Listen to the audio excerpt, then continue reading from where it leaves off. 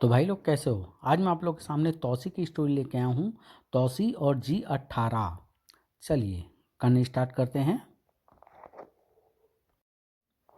आखेट पर्वत के वार्षिक उत्सव में जादूगर मुंडा ने तौसी को इस तरह फंसा दिया कि तौसी कुछ समय के लिए सर्प देश से बाहर हो गया। आखेट पर्वत के चारों तरफ विषाक्त सागर था और मुंडा ने विषाक्त सागर का पुल तोड़ दिया था। इसी बीच G18 सर्प देश में प्रकट होता है और सर्प देश में हाहाकार मच जाता है। G18 की शक्ति जानने के लिए नाग बाबा समाधि ले लेते हैं और उधर तुर्क सैन्य सर्प देश में गृह युद्ध भड़काने के लिए छापामार युद्ध शुरू कर देता है। छापामारों का नेतृत्व पृथ्वी के हाथ में होता है, जबकि सर्प देश का एक गद्दार पृथ्वी का साथ दे रहा है।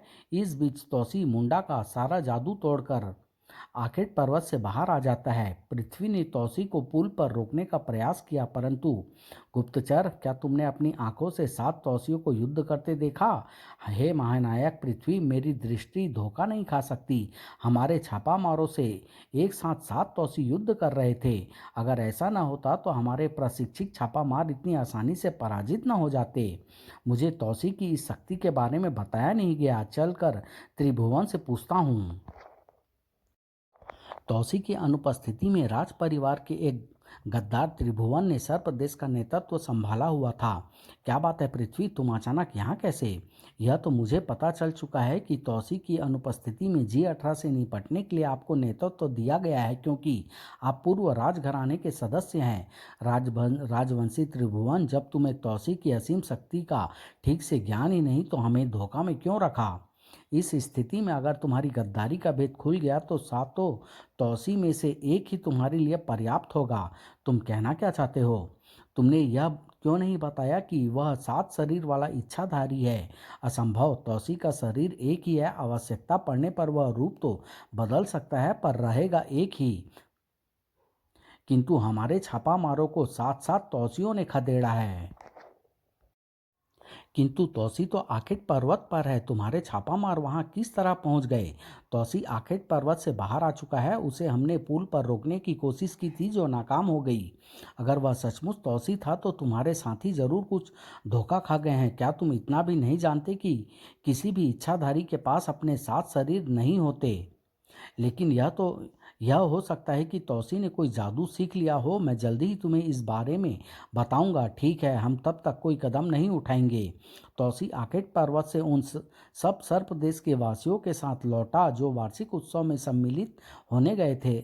आखेट पर तो 1 मास तक उत्सव चलना था। आप इतनी जल्दी कैसे आ गए? मुझे ऐसा लगा त्रिभुवन जैसे सर्प देश किसी विपत्ति से घिर गया है, इसलिए लौट आया। तौसी राज्यसभा में पहुंच गया। हे राजन, आपकी अनुपस्थिति में G18 नामक एक शैतान यहाँ आ गया और उसने बड़ा उत्पात मचाया। राजगुरु, क्या नाग बाबा उसे नहीं रोक पाए? नाग बाबा तो समाधि में चले गए। जब तक वह स्वयं नहीं चाहेंगे, उन्हें समाधि से कौन जगा सकता है?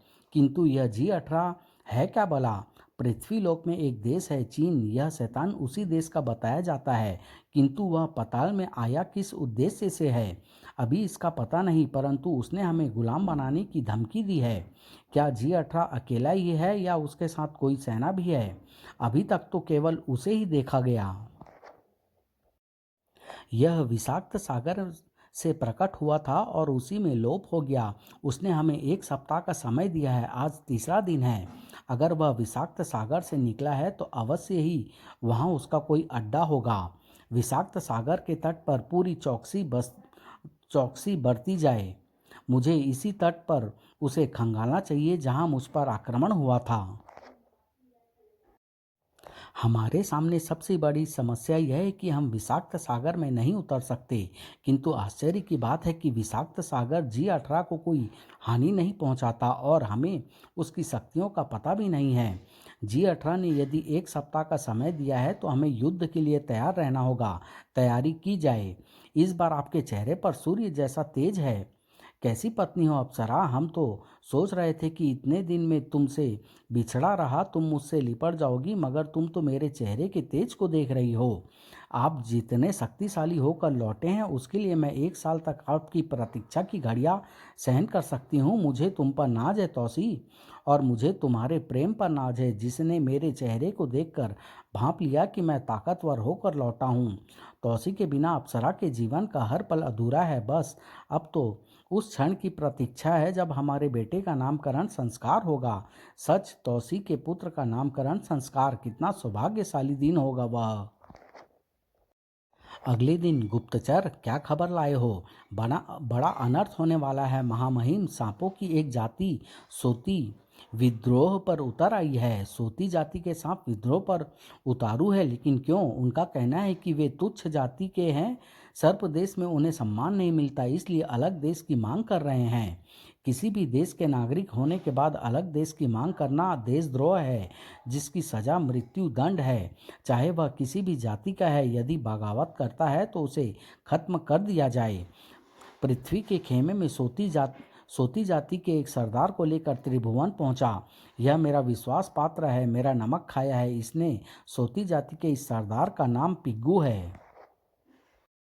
ये ले सोने की असरफियाँ, दौलत की फिक्र मत करो पिग्गू, बस वह करते रहो जो हम कहें। तौसी ने बगावत को चलने के लिए मृत्यु दंड का ऐलान किया है। अब वक्त आ गया है ईंट का जवाब पत्थर। सोती जाति वालों का नाम अब इतिहास के स्वर्ण अक्षरों में लिखा जाएगा। पिग्गू सरदार दौलत लेकर चलता बना। मित्र त्रिभुवन, सोती जाति वालों की बगावत अब तुम्हें ताजो तख्त तक पहुंचा देगी। मुझे तो एक ही खटका है, वह क्या? यह सोती जाति वाले इसलिए तुच्छ माने जाते हैं क्योंकि यह होते ही दोगले हैं। कहीं ऐसा ना हो दौलत के लालच में सम्राट तौसी को सब कुछ बता दे। गद्दारी के लिए वह लोग मशहूर हैं। इस वक्त सिर्फ पिग्गू को पता है कि बगावत कौन कर रहा है। एक बार बगावत हो जाए तो हम पिग्गू को ठिकाने लगा देंगे। गद्दार की सजा तो मौत है ना। मान गया पृथ्वी, तुम्हारा दिमाग। सोती जाति वाले यही कहेंगे कि तौसी ने मरवाया होगा। उधर पिग्गू बगावत के लिए तैयारियां कर रहा था। भाइयों, सर्प देश में हमें नीच समझा जाता है, हम पर जुल्म होते हैं। अब हम संगठित हैं, इसलिए अलग देश की मांग करते हैं। इनकलाब जिंदाबाद।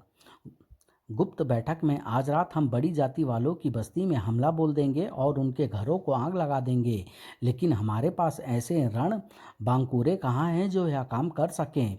उनका तो एक ही हम 100 पर भारी पड़ सकता है। तुम उसकी चिंता छोड़ तुम उसकी चिंता मुझ पर छोड़ दो। बस तुम वहां नारे लगाकर भाग जाना, तब तो ठीक है। रात के समय एक बड़ी जाति की बस्ती में छोटी जाति वालों ने हमला बोल दिया। इनकलाब जिंदाबाद। यह जमीन खाली करो, यह हमारी जमीन है। जैसे ही बस्ती वाले बाहर निकले, आग लगा दो। ठाक तड़ाक ढिसुम। सुबह महाराज, सोती जाति वालों ने रात हम पर आक्रमण करके हमारी बस्ती को तहस नहस कर दिया। इनका नेतृत्व कौन कर रहा है? पिग्गू सरदार। सेनापति, पिग्गू को गिरफ्तार किया जाए।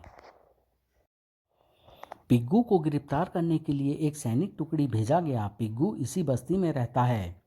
पिग्गू कहाँ रहता है? वो रहा उसका मकान। सैनिक दल ने मकान को घेर लिया। अचानक कई मकानों की खिड़कियां खुली और साएं साएं हैं। चारों तरफ से आक्रमण। सैनिकों, मुकाबला करो। यह छापामार युद्ध लड़ रहे हैं, छिपकर हम पर वार हो रहे हैं। मुझे गिरफ्तार करने आए थे। अरे मूर्खों, G18 के सैनिक मेरा साथ दे रहे हैं। बहुत जल्दी तुम सबका सफाया हो जाएगा। सैनिक टुकड़ी के पांव उखड़ गए। जो बचे वह भाग निकले। पिग्गू के साथ G18 के सैनिक है। यह बगावत उन्हें नहीं फैलाई है, वरना इस पिग्गू की क्या मजाल जो इतना बड़ा मोर्चा ले ले। क्योंकि इनकी पीठ थपथपाने वाला G18 है और यह उसकी चाल है। वह सर्प देश में गृह युद्ध चाहता है। हमें इसकी चाल विफल करनी होगी। तौसी ने अकेले ही राजगुरु से बात की। राजगुरु, आप क्या कहते हैं? हमारी सेना अगर अपने पर आमादा हो गई तो सोती जाति का सर्वनाश हो ही जाएगा। राजन, यदि हमने इनकी बस्तियों पर सख्ती की तो सचमुच गृह युद्ध हो जाएगा। हमें थोड़ी राजनीति से काम लेना होगा। हम सोती जाति वालों को वार्ता पर बुलाते हैं और उनसे फूट फूट डलवाते हैं। वह कैसे? पाताल में सर्पों में सोती जाति बुजदिल और लालची जाती है। ये लोग न तो युद्ध योग्य होते हैं और न ही शासन योग्य, इसलिए इनमें फूट डलवाना आप मुझ पर छोड़ दें। अगले दिन सोती जाति की बस्तियों में मनादी हुई। राजा ने सोती जाति वालों की अधिकांश शर्तें मानने के लिए उनके नेताओं को वार्ता के लिए बुलाया है। ऐलान किया जाता है कि आने वाले माह के प्रथम सप्ताह में बातचीत होगी और मांग मान ली जाएगी। हुर्रे, हमारी मांगे मान ली गई। सम्राट तौसी जिंदाबाद, सम्राट तौसी जिंदाबाद। खबर पिग्गू तक पहुंची। क्या बकवास कर रहे हो? हमारी बस्तियों में तौसी जिंदाबाद के नारे? जी हाँ, आपको तो खुश होना चाहिए पिग्गू सरदार, आपकी मांगे मान ली गई हैं। ऐसे कैसे हो सकता है?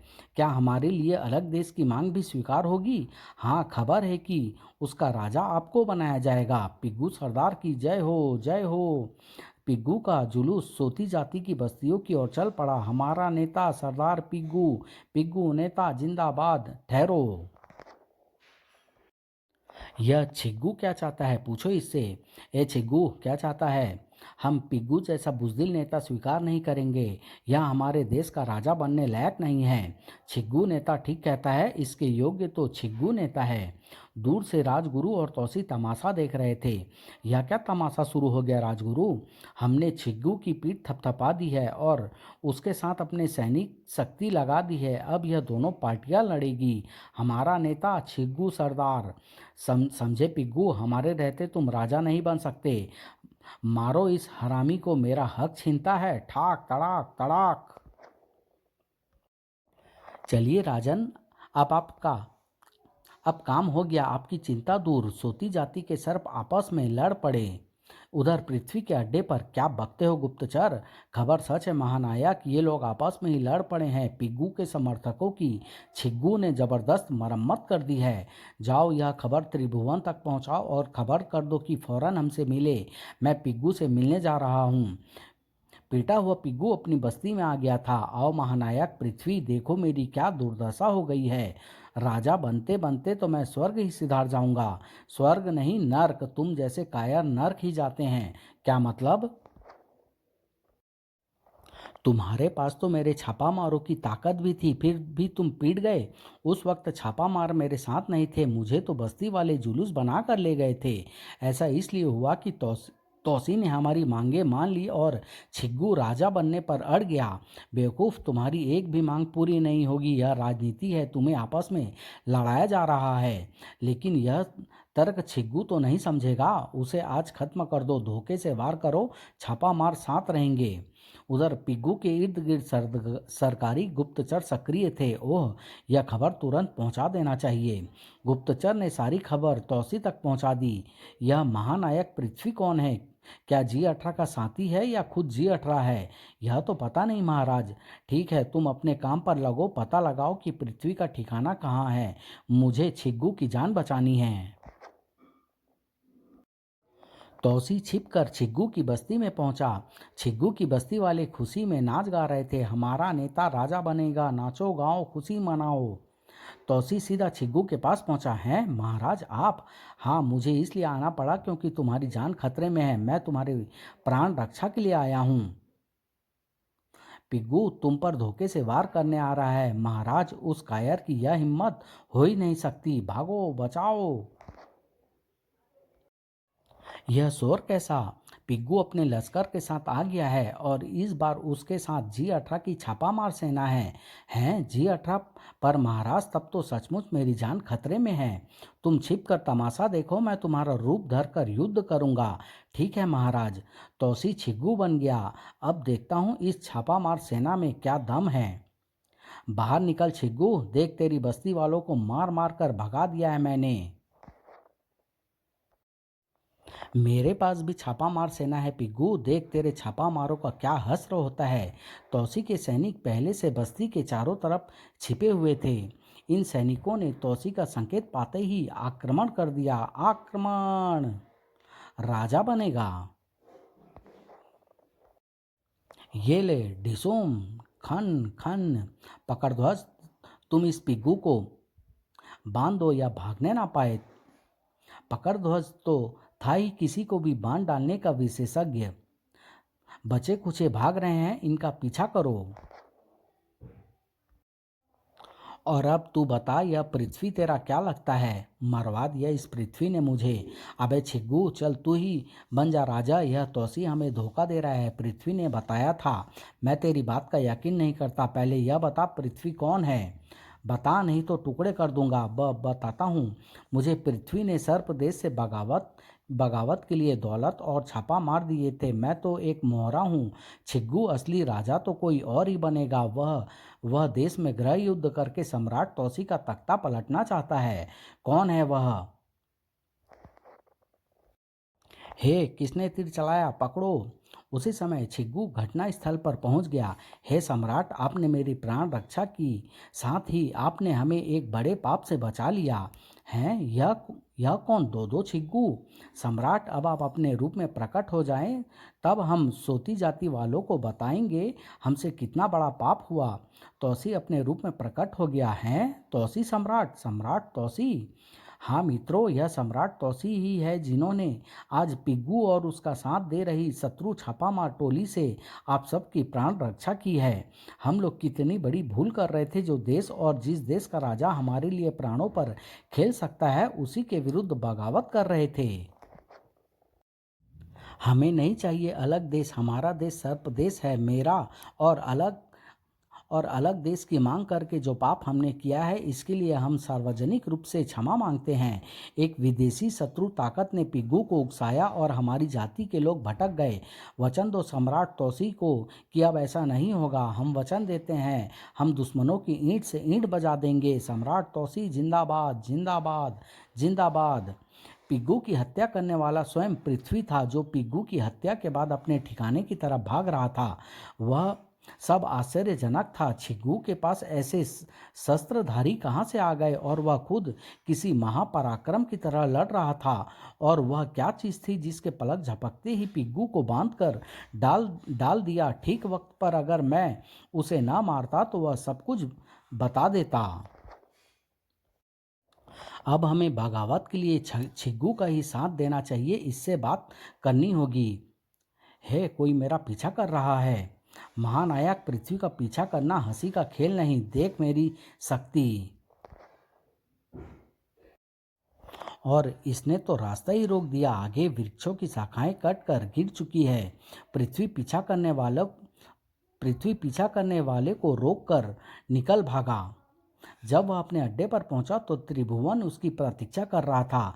हमारी सारी योजना छिग्गू ने चौपट कर दी। पिग्गू का साथ तो हम दे रहे हैं, उसके पास कौन सी सैन्य शक्ति है? पृथ्वी ने त्रिभुवन को सारी बात बताई। अगर छिग्गू इतना शक्तिशाली हो गया है तो हम उसे अपनी योजना में शामिल कर लेंगे। उसी समय दीवार पर एक खाका उभरा। हैं, कौन है यह? अरे मूर्खों, मुझे तुम्हारी योजना पर तरस आता है। कौन हो तुम? मैं हूँ G18। तुम लोग एक ऐसे महापराक्रमी इच्छाधारी से टकरा रहे हो जिसका लोहा सारा पताल ही नहीं, पृथ्वी के शैतान भी मानते हैं। वह एक बुद्धिमान राजा है, उसके पास ब्रह्मास्त्र है। तुम किस बूते पर उससे टक्कर लोगे? जब मैंने सुना कि सर्प देश में मेरी सेना गृह युद्ध भड़का रही है तो मुझे बड़ा आश्चर्य हुआ कि ये कौन लोग हैं जो मेरे नाम पर लगा रहे हैं। अरे मूर्खों, तुम इतना भी नहीं समझ पाए कि छिग्गू के पास ऐसी सैनिक शक्ति कहाँ से आ गई, और वह खुद इतना पराक्रमी कैसे हो गया।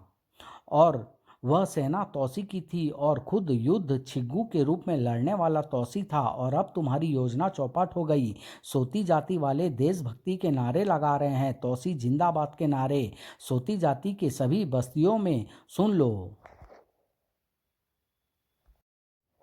मेरे नाम का प्रयोग करके तुमने मेरी शक्ति को तौसी के सामने बौना कर दिया है। एक बात याद रखो, तुम्हें अब मेरा गुलाम बनना होगा। कैसे भी हो, 2 दिन बाद तुम और तुम्हारे समर्थक G18 की गुलामी स्वीकार करेंगे और इसकी घोषणा तुम्हारे प्रतिनिधि सर्प देश की राज्यसभा में करेंगे। 2 दिन बाद मैं इसी तरह राज्यसभा में प्रकट होकर तौसी को अपनी शक्ति का परिचय दूंगा। मैं सर्प देश की राज्यसभा के चारों ओर G18 जिंदाबाद के नारे सुनना चाहता हूँ, और यदि तुमने ऐसा न किया तो 2 दिन बाद सबसे पहले मैं तुम दोनों की लाशें राज्यसभा में पटक दूंगा। किंतु सर्प देश में तुमने जो तबाही मचाई उससे तो जनता तुमसे नफरत करती है। मेरे नाम से यहाँ की बस्तियों को दौलत से माला माल कर दो। ये लो सोने की असरफियाँ, इन सब पर मेरा नाम लिखा है। लोगों में प्रचार करो कि G18 उन्हें धन से माला माल कर देगा। उसकी लड़ाई सिर्फ तौसी से है। उनकी बस्तियों में दौलत का अंबार लगा दो, वह सब मैं तुम्हें दूंगा। लेकिन हम तुमसे कैसे संपर्क करेंगे? यह यंत्र रखो, जैसे ही इसका लाल बटन दबाओगे तुम्हारे आसपास का दृश्य मेरे सामने होगा, और तुम इस यंत्र से मुझे देखकर बातें कर सकते हो। उसी दिन मैं तौसी की राज्यसभा में घोषणा करूंगा कि सर्प देश पर अब मेरा शासन चलेगा। जिन घरों को मेरे कारण आग लगी उन्हें मेरी तरफ से 50-50 हजार असरफिया मुआवजे के तौर पर दे दो। 50,000 असरफिया? क्या तुम्हारे पास कोई बहुत बड़ा खजाना है? मैंने मृत्यु लोक में 18 बार जन्म जन्म लिया है, और 18 बार देवता बनने वाले के पास क्या कोई ऐसा देवता नहीं होगा जो धन कुबेर होगा? मेरी पांचवी शक्ति धन कुबेर ही है। जितना उससे मांगोगे खाली नहीं होगा। अच्छा, अब हमारी मुलाकात 2 दिन बाद होगी। मैं चलता हूँ। यह तो दीवारों के आर पार निकल जाता है। पृथ्वी, अब हमारे पास सर्प देश के खजाने से भी बड़ा खजाना आ गया है। मैं इस दौलत से बहुत से सरदारों और राज्यसभा के सदस्यों को खरीद लूंगा। हाँ, दौलत ऐसी ही ताकतवर चीज है। ऐसे हालात पैदा कर दूंगा कि हर तरफ G18 का नारा गूंजने लगेगा। 2 दिन बाद आज की सभा में हम G18 के संबंध में विशेष चर्चा करेंगे, क्योंकि उसकी दी गई मोहलत का समय पूरा हो गया है। सेनापति, तुमने क्या सुरक्षा व्यवस्था की है? हमने पूरे विषाक्त सागर का तट घेरा हुआ है। G18 के बाहर निकलते ही उस पर आक्रमण कर दिया जाएगा। चिंता का विषय तो यह है राजन कि नाग बाबा अभी तक समाधि से बाहर नहीं आए, और उनकी समाधि में विघ्न भी नहीं डाला जा सकता जो उन्हें परिस्थिति से अवगत कराए। इसका यही अर्थ है राजगुरु कि नाग बाबा अभी तक G18 का रहस्य नहीं जान पाए। उसी समय G18 दीवार पार करता राज्यसभा में प्रविष्ट हुआ। अरे मूर्ख राजा, वह नाग बाबा मेरी शक्ति का क्या पता लगाएगा? मेरी शक्ति का पता लगाने के लिए तो 18 जन्म लेने होंगे। G18, आदेश दे राजन, इसे राज्यसभा में ही गिरफ्तार कर लिया जाए। नहीं, इसे अपनी बात कहने दो। और फिर नाग बाबा तो टनों पहाड़ की चट्टानों के नीचे दबकर दफन हो चुका है। मूर्ख राजा, मूर्ख कौन है और बुद्धिमान कौन, इसका फैसला तो समय आने पर होगा। G18, ये कहानी मैं यहीं समाप्त कर रहा हूँ। बहुत जल्द इसका अगला भाग लेके आऊँगा। धन्यवाद।